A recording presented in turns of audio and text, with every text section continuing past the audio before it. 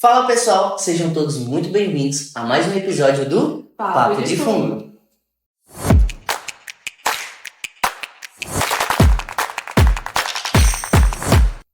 Para quem não me conhece, meu nome é Caio Dourado Barbosa, sou mestre e doutorando em Sistemática e Evolução aqui pelo UFRN e hoje estou com a nossa apresentadora Heloísa Farias da Silva, que também está aqui conduzindo o podcast de hoje. E cara, estamos com uma convidada para lá de especial, não é mesmo? Super convidada. Hoje nós vamos conversar um pouquinho com a mestre e aluna de doutorado Mariana Dessa de Queiroz. Ela, que é graduada em Ciências Biológicas pela Universidade Federal do Rio Grande do Norte, mestre e doutoranda em Sistemática e Evolução aqui também na UFRN, e atualmente desenvolve pesquisa desde a iniciação científica com fungos micorrízicos arbusculares, com ênfase em ecologia de comunidades. E atualmente trabalha com a caracterização de comunidades de fungos do solo usando o sequenciamento NGS. Vamos já falar sobre isso. Estou muito interessado para saber. Fez o doutorado de sanduíche na Polônia e também é professora de biologia da Rede Estadual de Ensino da Paraíba.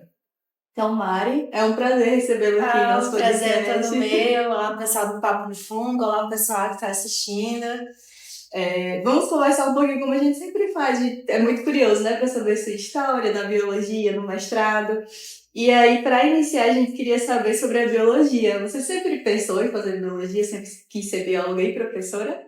Antes de responder a sua pergunta, eu queria inicialmente agradecer o convite e, na verdade, a oportunidade de participar de mais um episódio do Papo de Fungos. E aproveitar para parabenizar vocês por essa iniciativa. Acho que é uma forma muito bonita de divulgar a ciência que vocês encontraram, de aproximar as pessoas desse universo dos fungos que a gente estuda, que é um universo pouco estudado, mas que é principalmente aí pouco divulgado ainda. Então, parabéns, pessoal. E respondendo a sua pergunta, sobre a biologia, se eu sempre pensei em cursar biologia, eu diria que eu não posso dizer que eu sempre pensei em cursar biologia, mas eu posso dizer que eu sempre tive uma ligação muito forte com a natureza. Eu vivi a minha infância inteira numa área de zona rural, com tudo quanto é planta, quanto é bicho, e acho que isso de certa forma influenciou talvez a escolha da minha profissão. Mas acho que esse interesse pela biologia, ele foi sendo moldado quando eu estava no ensino médio. Então, quando eu estava no ensino fundamental, ciências era sempre a minha disciplina preferida, que eu mais gostava, tirava as melhores notas. Mas aí, quando eu cheguei no ensino médio, foi que eu conheci, um outro lado da biologia, fui me aprofundando em algumas coisas, principalmente aquele lado mais oculto, que é o lado dos micro-organismos, é o lado da fisiologia, o lado da bioquímica, aquela coisa que a gente não vê, mas eu pude saber ali que aquilo estava acontecendo. E acho que foi esse lado mais oculto da biologia que realmente me conquistou. E aí, por gostar muito disso, da fisiologia, da bioquímica, eu até pensei, em seguir em algum curso da área da saúde, mas aí eu pensei, e eu tenho certeza, na verdade, que eu provavelmente iria me identificar muito mais com a teoria desses cursos, que é biologia, majoritariamente, do que com a prática clínica em si, e aí eu acabei indo para a biologia mesmo. Uma excelente escolha. Sim. Agora, Mari, que bacana essa história, E a pergunta que não quer calar. Você iniciou sua trajetória no laboratório de fungos. Como isso surgiu? Você já conhecia os fungos no ensino médio? Porque, teoricamente, a gente tem essa dificuldade, de conhecer esses organismos. Sim, eu já conhecia os fungos do ensino médio, tanto da disciplina de biologia, quanto também por uma outra vertente que no meu ensino médio eu fiz o ensino médio técnico pelo Instituto Federal do Rio Grande do Norte e eu fazia o curso de tecnologia de alimentos. E dentro desse curso de tecnologia de alimentos, eu escutei falar várias vezes sobre fungos, porque a gente pagava a disciplina de microbiologia de alimentos, então os fungos estavam ali sempre presentes, então eu já conhecia um pouco, mas nada voltado para a parte ambiental, era mais voltado realmente para a tecnologia de alimentos, para microbiologia clínica relacionada a doenças e tudo mais. Mas não foi por causa disso que eu comecei a trabalhar com os fungos. Eu acho que o início da minha trajetória com os fungos, né, ela aconteceu meio que por acaso. E foi lá em 2015, quando eu estava ainda no primeiro período da minha graduação aqui na UFRN. Foi durante a disciplina de Botânica 1. O professor responsável estava precisando de novos alunos no laboratório, de novos estagiários. E aí, após uma apresentação de um seminário, ele acabou perguntando se eu queria fazer um estágio, e aí eu fiquei super animada, né? Já gostava No início ali da graduação, olha só, uma oportunidade já de um estágio. E aí, no dia seguinte, eu já fui visitar o laboratório desse professor, né? Gostei bastante e aí já acabei me inserindo ali em uma linha de pesquisa. Pouco tempo depois já passei a ter o meu próprio projeto ali de iniciação científica e aí terminei a graduação nesse laboratório, iniciei o mestrado todo nesse laboratório e estou terminando o doutorado agora, né, ainda nesse mesmo laboratório. Então são aí 10 anos trabalhando com os fungos. Mais especificamente com os fungos micorrízicos arbusculares, né, as famosas micorrizas, os FMA, mas não foi uma escolha direta, né? Eu diria que eu não escolhi diretamente trabalhar com os fungos, foi uma oportunidade que caiu assim nas minhas mãos, que eu aproveitei a oportunidade. Então eu não sei se eu escolhi os FMA ou se foram os FMA que me escolheram, né? Às vezes acontece, né? Vamos trocar esse papel. Mas é independente de quem escolheu quem, acho que foi uma relação que deu muito certo, aí foi quase uma simbiose, tá sendo quase uma simbiose aí durante 10 anos. Então você foi se apaixonando pelo filme durante o processo, né? Isso mesmo. E aí década de FMA. Uma década. Bastante. E aí, Mari, você sempre pensou em fazer pós, assim, quando chegou na graduação, no início ali do laboratório, não pensava? Mais ou menos. Eu não diria que eu entrei assim exatamente já com essa visão de querer fazer a pós-graduação, mas como eu falei, como eu fazia um ensino médio técnico no IFRN, o IFRN é uma instituição que nos dá muitas oportunidades, principalmente também relacionada à pesquisa. Então, quando eu estava na IFRN, eu já tive a oportunidade de me inserir aí nessa iniciação científica, né? Porque lá ao final do curso a gente tem que fazer um TCC e o meu TCC ele foi bem experimental, então lá eu já tive a oportunidade de planejar os meus experimentos, de conduzir, de analisar os dados, de ter a parte da escrita científica, de defender o TCC, então era uma mini graduação grande e meio suporte, que né, um grande suporte e meio que uma preparação também, né, para você se inserir aí no mundo acadêmico. E aí, quando eu entrei no laboratório, eu vi várias oportunidades no laboratório, quando terminei a graduação, já iniciei no mestrado, assim, logo em seguida. E aí, depois já continuei no doutorado. São mais de 10 anos, então, né? Se for pensar por esse lado. E aí, Mari, então você trabalha desde a iniciação científica com os FMA, né? Isso mesmo. E aí, uma entrevista, um episódio passado com a doutora Juliana Lima, a gente falou um pouquinho sobre o que são esses fungos micorrízicos arbusculares. Mas, Mari, para o pessoal que está em casa, só para que caso alguém não tenha visto, para situar, você pode falar assim, brevemente sobre o que são esses fungos micorrízicos arbusculares? Sim, com certeza. Os fungos micorrízicos arbusculares, que a gente chama carinhosamente de FMA, né? São micro-organismos que habitam ali principalmente a região do solo, mas também habitam outros substratos. E esses fungos, eles estabelecem uma relação de simbiose com as plantas, né? Uma relação de mútua ajuda ali com as plantas. Então, eles fornecem alguns benefícios para as plantas, como melhorar a absorção de nutrientes, de água, melhorar a tolerância a vários estresses, tanto causados por fatores bióticos quanto abióticos. E, por outro lado, a planta também ali ajuda o fungo nessa relação, fornecendo para ele carboidratos que ela obtém lá no processo de fotossíntese. Muito legal. Agora, Maria, a gente sempre vê frequentemente esses fungos associados a plantas terrestres, né? Mas em algum momento da sua trajetória, eu observei que você também trabalhou com FMA em plantas aquáticas, né? Conta um pouquinho pro pessoal, para a gente também entender melhor como que funciona essa dinâmica. É similar? São espécies diferentes ou são espécies similares do que já tem em plantas terrestres? Isso mesmo. E foi tanto na graduação quanto no mestrado. Na verdade, essa foi a minha primeira aventura científica, né, dentro do laboratório aqui na universidade, quando eu estava iniciando, né, lá nesse primeiro período da graduação. Era uma linha de pesquisa nova dentro do laboratório, e aí eu tive a felicidade, a alegria de estar à frente aí dessa linha de pesquisa juntamente com outras colegas na época. E quando a gente fala de FMA em ambiente aquático, é uma surpresa até mesmo para quem trabalha com esse grupo de fungos, né? Porque eles são conhecidos por serem aí principalmente associados a plantas terrestres. Então, quando a gente começou essa linha de pesquisa, lá em 2015, ainda no nosso laboratório, a nossa primeira grande missão, né, que a gente fez ali foi fazer uma revisão sobre a ocorrência desses fungos em ambientes aquáticos, uma revisão global, né, sobre essa ocorrência, para poder a gente delimitar ali quais eram as principais lacunas que a gente tinha nessa área e com isso direcionar esforços de pesquisa, né, para determinados pontos específicos ali. E aí, após essa revisão, a gente viu quais eram essas principais lacunas e aí começamos a inventariar vários locais, vários ambientes aquáticos aqui no estado do Rio Grande do Norte. E aí éramos eu, uma outra aluna de iniciação científica e uma doutoranda.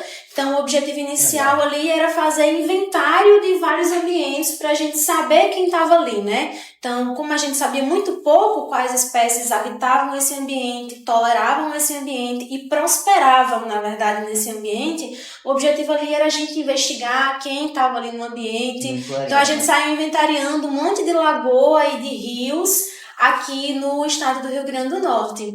E aí, paralelamente, a gente também investigou algumas variáveis ecológicas, né, para entender que parâmetros ali daquele ambiente aquático estavam influenciando a riqueza e a diversidade desses fungos. Então, a gente avaliou, por exemplo, como que as propriedades do sedimento influenciavam esses fungos, se havia diferença na colonização de acordo com a espécie de planta aquática, né, que a gente chama de macrófita. Comparamos ambientes lênticos, que são aqueles de água parada, como lagos e lagoas, com os ambientes lóticos, que são aqueles de água corrente, como os rios e riachos e tudo mais. E aí a gente verificou, na verdade a gente confirmou, né, algumas informações que já tinha na literatura, que esses fungos eles ocorrem sim nesse ambiente aquático e eles ocorrem muito. A gente documentou uma riqueza absurdamente alta e muitas vezes até maior do que o que a gente encontra para ambientes terrestres.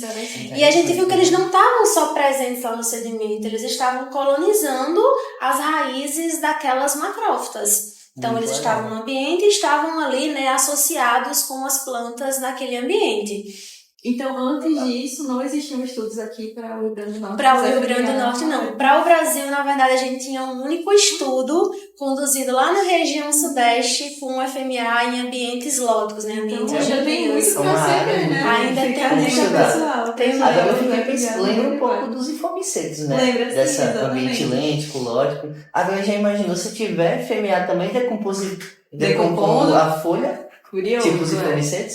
Seria bem interessante. A gente já sabe que tem terrestre, né?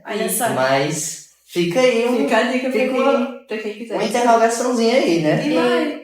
Ainda tem muita coisa, né, pra gente investigar nesse ambiente aí. Sobre, por exemplo, qual que é a função que esses fungos estão desempenhando ali naquele ambiente, né? Então, a gente conhece muito bem a função, o papel dos FMA nos ambientes terrestres, mas para o ambiente aquático a gente ainda não sabe muita coisa.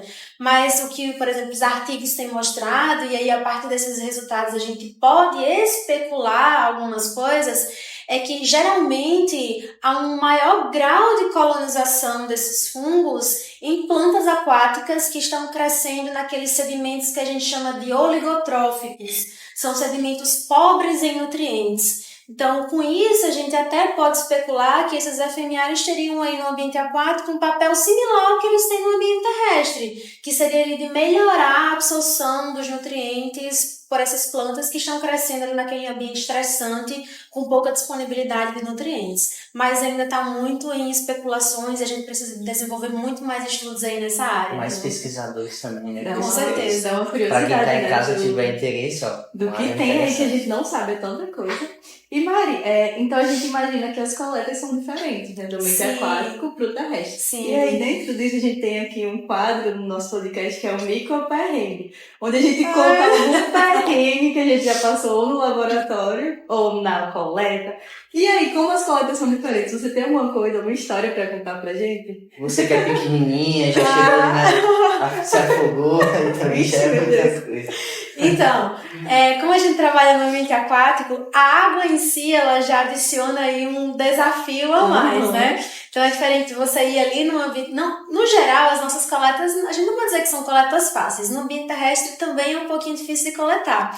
Mas no ambiente aquático você tem que mergulhar para coletar o sedimento, dependendo da profundidade que você estabelecer ali no seu projeto. Então a gente coletava em diferentes profundidades, às vezes a gente coletava na borda ali da lagoa, na borda ali do rio, uma profundidade mínima, mas a gente também já chegou a coletar em mais de 2 metros de profundidade, né? E aí para isso a gente precisava nadar, precisava de todo um suporte, de toda uma equipe, várias pessoas, né? Porque você tem que nadar para coletar o sedimento e você tem que subir com esse sedimento, né? Que é pesado. A gente coletava cerca de mais ou menos 1 quilo ou um pouquinho mais de sedimento por cada amostra, porque com esse sedimento a gente precisava fazer a extração dos esporos, né? Utilizava uma determinada quantidade ali de sedimento, mas também utilizar sedimento para fazer a análise química do solo, para fazer cultura armadilha, então a gente precisava de uma quantidade significativa de sedimento. Então acho que isso é um desafio adicional aí, com certeza.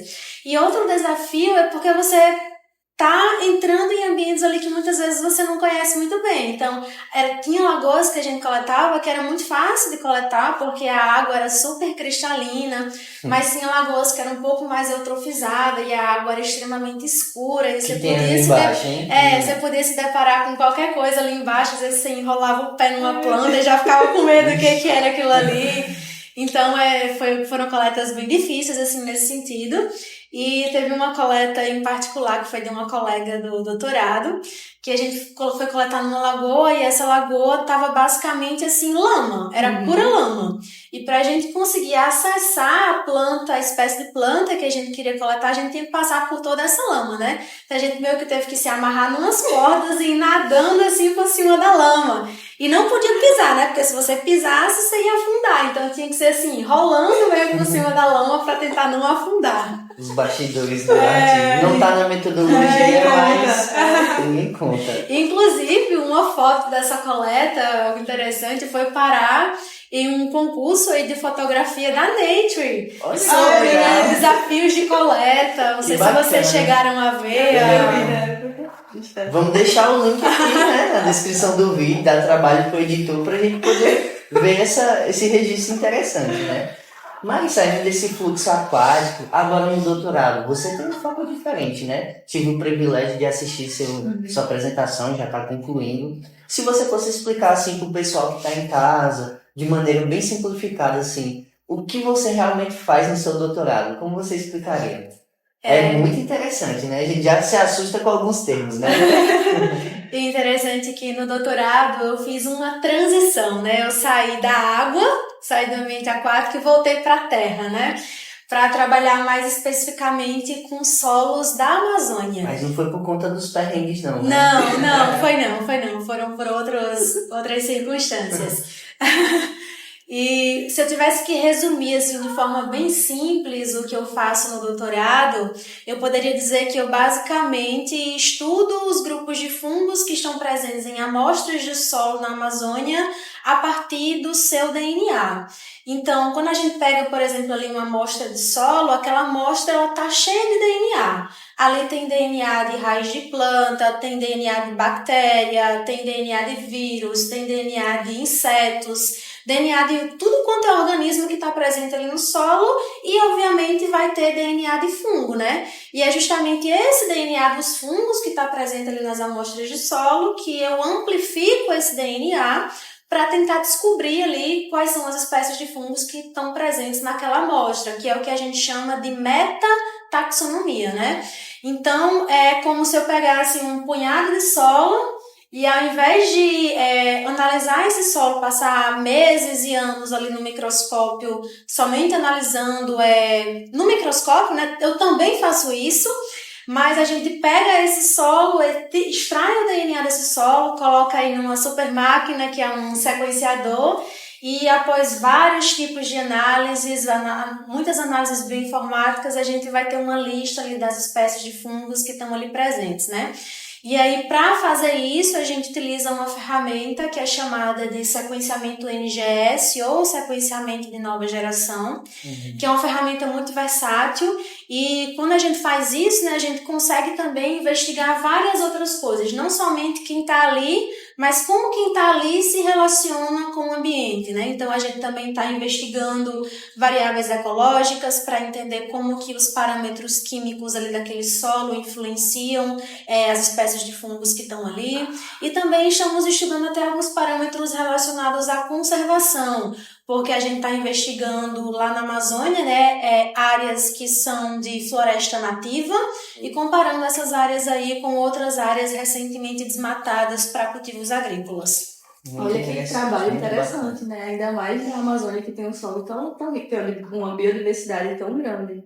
Então, acredito que já esteja tendo bons resultados. Vamos ver aí em breve. Estamos tendo. A Mari já acabou o doutorado, já estamos curiosos para saber, né? Então, a gente vê que Mari, ela teve essa transição em áreas de micologia, né? Você trabalhou no ambiente aquático, terrestre. Para fazer essa transição foi difícil, assim? Foi algo natural que você foi seguindo, escolhendo? Eu acho que é tudo muito circunstancial, né? Foi dependente de circunstâncias, de financiamento de projetos, e isso influencia muito as nossas decisões, o que é que a gente vai trabalhar. Mas eu acho que essa mudança de tema, essa mudança de temática, né, é uma transição natural dentro da ciência.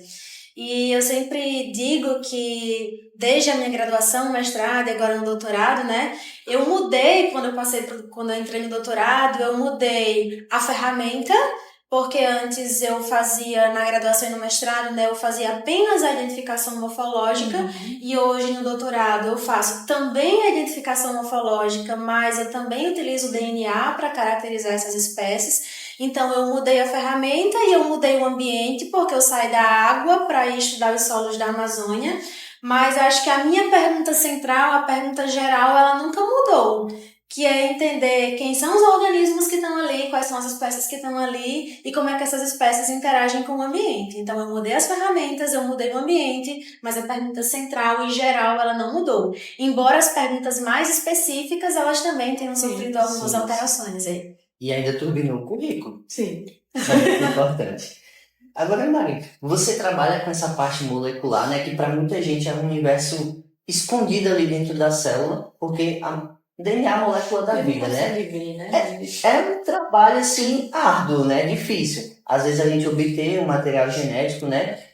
O que você acha, assim, de mais complicado nessa pesquisa? Tem alguns desafios, né? Desde, inclusive, a coleta, que você vai pegar ali um monte de organismos, né? Alguns não, existem muitos. Organismos. E acho que se eu fosse listar aqui os desafios de trabalhar com biologia molecular de fungos, e aí principalmente para a FMA, né, que é o meu foco, acho que daria um episódio aqui do Papo de Fungos só sobre isso, e teria horas de conversa. Acho que tá rolando, vai ter mais um episódio sobre isso. Olha só, tô dando ideias. Acho que se eu tivesse que listar assim, as principais dificuldades de trabalhar com biologia molecular de fungos, principalmente de FMA, eu poderia separar em duas grandes situações, né? Primeiro, as dificuldades de trabalhar com biologia molecular de espécies isoladas de FMA para a gente fazer caracterização filogenética, né, dessas espécies. E segundo, as dificuldades de trabalhar com biologia molecular para a caracterização das comunidades de FMA, que é o que eu faço no doutorado, né, que é a metataxonomia em si. E aí, voltando para essa primeira parte, que seria de espécies isoladas para fazer filogenia, acho que a principal dificuldade de trabalhar com biologia molecular nesse sentido está relacionada com a natureza, com características intrínsecas desses organismos, né, que são os FMA. Primeiro porque os FMA, eles apresentam esporos com vários núcleos, né, são esporos multinucleados, e eles apresentam uma alta variabilidade genética. Isso significa dizer que diferentes isolados de uma mesma espécie têm uma variabilidade genética muito grande. E isso acaba complicando, introduzindo aí algumas limitações nessas análises. E aí, muitas vezes, na verdade, sempre, a gente precisa recorrer a uma etapa adicional, que é a etapa de clonagem. Então, para muitos grupos de fungos, a gente faz lá o processo de amplificação, a PCR já manda para sequenciar, e tem lá as nossas sequências para fazer as nossas filogenias. Para a FMA, a gente sempre tem um passo adicional, né, que quando a gente obtém os nossos produtos de PCR, a gente tem que ainda clonar, enviar para o sequenciamento para poder ter acesso aí a uma sequência de boa qualidade. Então, tem essa limitação que é inerente, né, à biologia do organismo, uma característica do organismo. E com relação à segunda situação, que é voltada para a metataxonomia, que são as dificuldades que eu estou tendo agora no doutorado, eu diria que as principais dificuldades de trabalhar com essa parte assim molecular é porque esses organismos, os FMA acabam sendo subrepresentados nesses trabalhos de sequenciamento ambiental com fungos de uma forma geral, né? Porque geralmente os trabalhos que se propõem a inventariar a diversidade de fungos presentes em uma amostra, utilizando aí essa parte metataxonômica, o sequenciamento ambiental, eles utilizam conjuntos de primers que introduzem aí um viés metodológico. Como assim? Geralmente eles utilizam a região ITS, que é considerado um marcador molecular universal, né, para fungos, mas a gente já sabe de décadas que ITS não é um marcador molecular eficiente para fungos micorrízicos, nem para recuperar essas espécies e nem para ter uma boa resolução taxonômica para essas espécies. E aí acaba que quando você vai lá, usa primers ITS para sequenciar lá, para amplificar o DNA dos fungos que está no solo, você tem isso aqui de FMA. Favorece muito outros grupos. Obviamente que a gente vai ter mais ascomicota, basiliomicota, esses outros grupos que naturalmente têm uma abundância maior no solo, né? Mas os FMA acabam sendo subrepresentados nesse contexto. E aí a gente, agora na minha tese de doutorado, a gente tem feito uma comparação interessante, porque na minha tese a gente tem as duas vertentes, né? Primeiro a gente investigou as comunidades de fungos gerais, utilizando a região ITS, e depois a partir de uma mesma amostra de DNA, a gente pegou essa mesma amostra de DNA e amplificou ali utilizando primers direcionados para os FMA. E aí, nesse conjunto de sequências de fungo geral, a gente teve FMA, mas foi uma representatividade muito baixa. E aí, com a mesma amostra, amplificando com primers específicos para esses fungos, a gente recuperou, assim, uma diversidade absurda, assim, identificação mesmo em nível de espécie, uma riqueza muito elevada. Interessante, então, né? Para mostrar... Uma pequena modificação Exato. já altera bastante o resultado, né? Então, acho que essas são as principais dificuldades de se trabalhar com biologia molecular desse grupo. Não é um grupo fácil.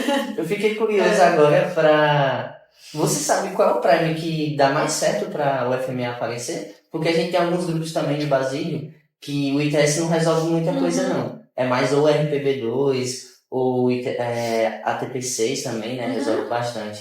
Para FMA é parecido ou tem outros grupos? Para FMA, quando a gente está falando da parte filogenética, né, aí a gente utiliza ali o 45S, que pega ITS, SSU e LSU, ou também a gente utiliza a RPB1. E quando a gente está falando desses estudos de sequenciamento ambiental, que a gente vai ter um fragmento muito pequeno, a gente, ao invés de utilizar ITS, a gente utiliza ou o SSU, que tem sido muito suportado aí por grandes bancos de dados, mas ele oferece uma baixa resolução taxonômica, e a melhor alternativa que a gente tem encontrado tem sido utilizar a região LSU para os estudos de caracterização ambiental. Mas para a filogenia a gente tem utilizado o 45S e RPB1.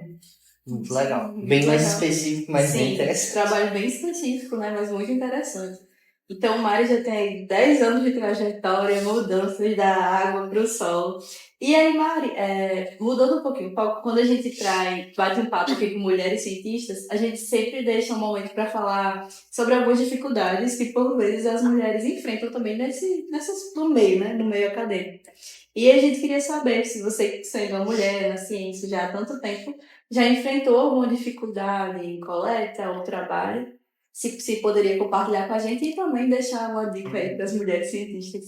Assim, eu concordo muito com o início, né, da sua pergunta, que acho que realmente ser mulher na nossa sociedade, não somente na ciência, mas de uma forma geral, introduz aí um desafio adicional em muitos aspectos. mas falando sobre ser mulher e relacionando isso com a minha trajetória na ciência, eu poderia dizer que, felizmente, eu digo isso de forma realmente muito feliz, que nas etapas mais internas assim da minha pesquisa relacionada com ali a obtenção dos dados, o trabalho de bancada no laboratório, a questão das publicações, a convivência mesmo no laboratório, eu nunca sofri nenhuma limitação assim direta por ser mulher.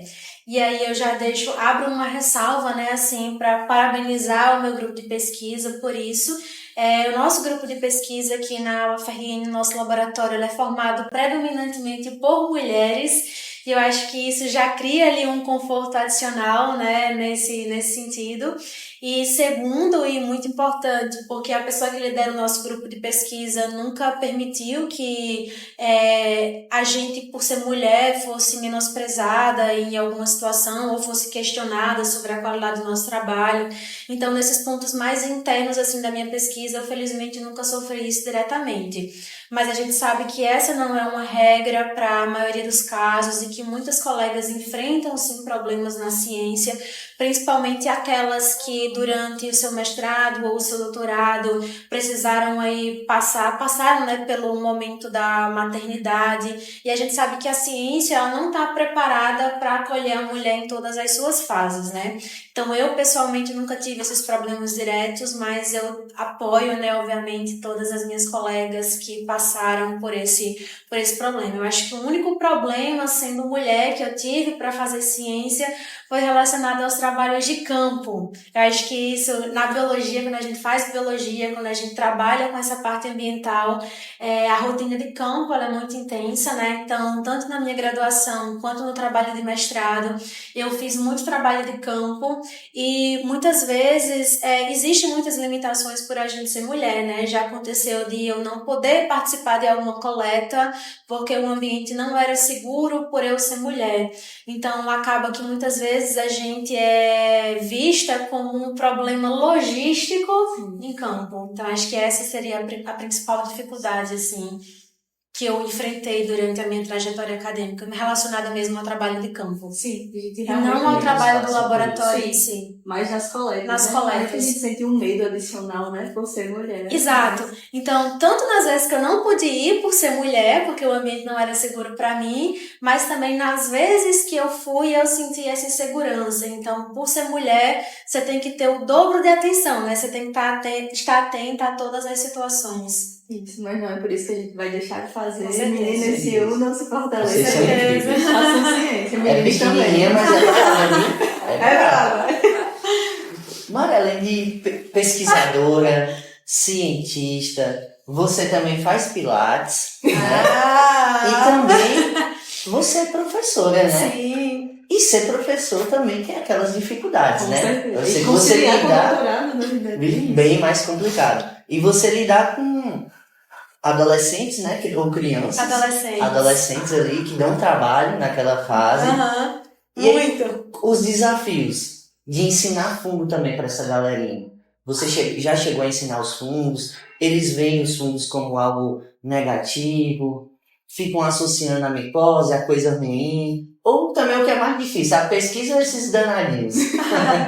Então, eu sou professora há 6 anos, desde que eu entrei no mestrado, né, concomitantemente, ali ao mesmo tempo, eu também ingressei como professora no ensino público e estou dando aula desde então.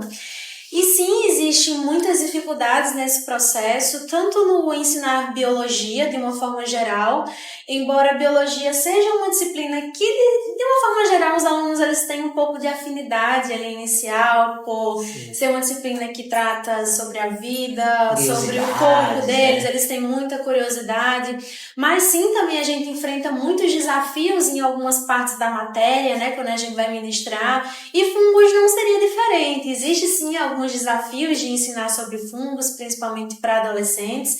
Como você falou, quando o aluno chega, na maioria das vezes, ele tem uma visão de que fungos são basicamente 3 coisas. Basicamente, micose, como você falou, que eles chamam popularmente de frieira, mofo E algumas vezes eles também falam sobre cogumelos alucinógenos. Então, fungos são essas três Esses são os coisas. mais levados. E aí é onde entra o papel da gente como professor, né, de desmistificar um pouco disso e de apresentar para eles toda a diversidade desse grupo, toda a importância desse grupo. E aí eu sempre gosto muito de trabalhar esse conteúdo de fungos contextualizando, né, com a realidade desse aluno. Então eu sempre pergunto, quem comeu pão hoje? Você já usou o fermento para fazer um bolo? Você já precisou tomar um antibiótico? Sabe a cerveja?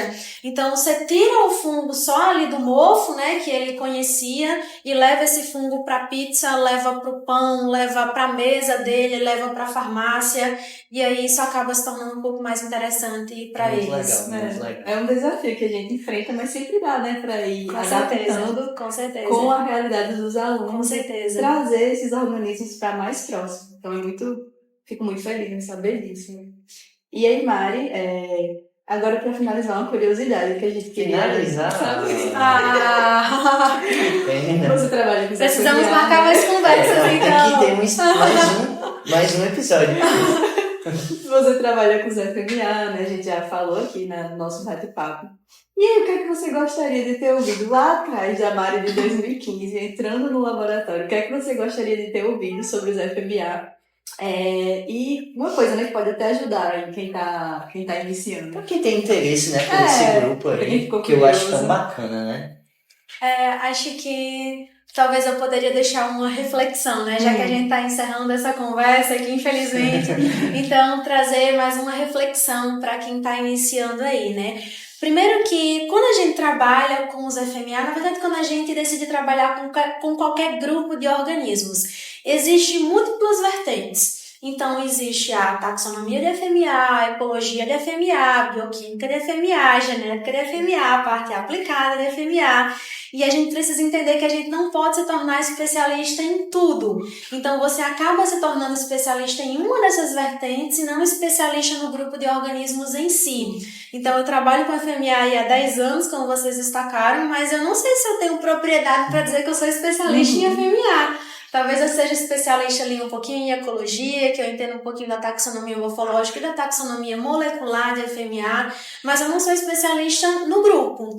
E aí a gente precisa entender que, embora existam essas múltiplas vertentes, né, a gente precisa passar um pouquinho por todas elas, entender um pouquinho de cada vertente e tentar se encontrar em alguma dessas vertentes. Mas aí a gente precisa entender que, embora a gente escolha uma vertente, ela sempre tem que ser complementada pelas outras. Então, você precisa entender um pouquinho de cada coisa. Você não vai ser especialista em tudo, mas você precisa entender um pouquinho de cada coisa. Então, por exemplo, muitas vezes um resultado ecológico que eu obtive na minha tese, ele vai ser explicado lá na minha discussão por algum fenômeno bioquímico, por uma interação que o fungo está realizando ali com a planta. Então, a gente precisa ter ciência, a gente precisa ter noção disso.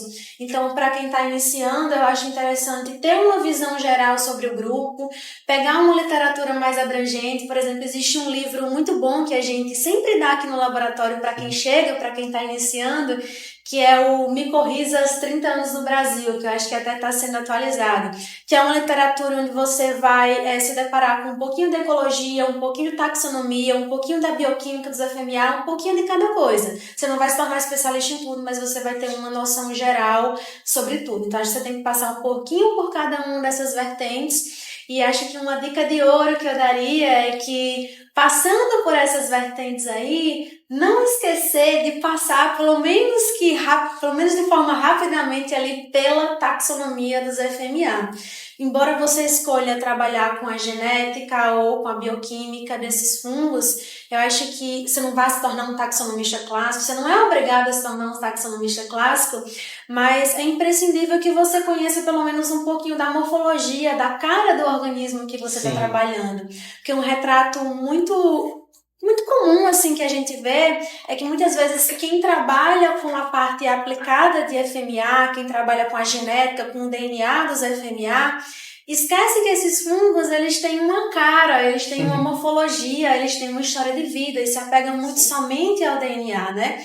E esse DNA, você precisa entender que ele é só assinatura digital, assim, de um organismo que existe de verdade. Sim. Então, é importante a gente conhecer um pouquinho sobre a parte morfológica também desses organismos. Então, acho que a dica de ouro é essa, não separar a biologia básica ali do organismo com a biologia aplicada, que acho que tudo se complementa. Eu acho que isso serve até para outras áreas, Com né? certeza, Dentro da com biologia certeza, pra com vida. certeza. A biologia é muito ampla, então qualquer área que você for escolher sempre vai ter muita coisa. E você pode se desesperar, mas é como o Mário falou.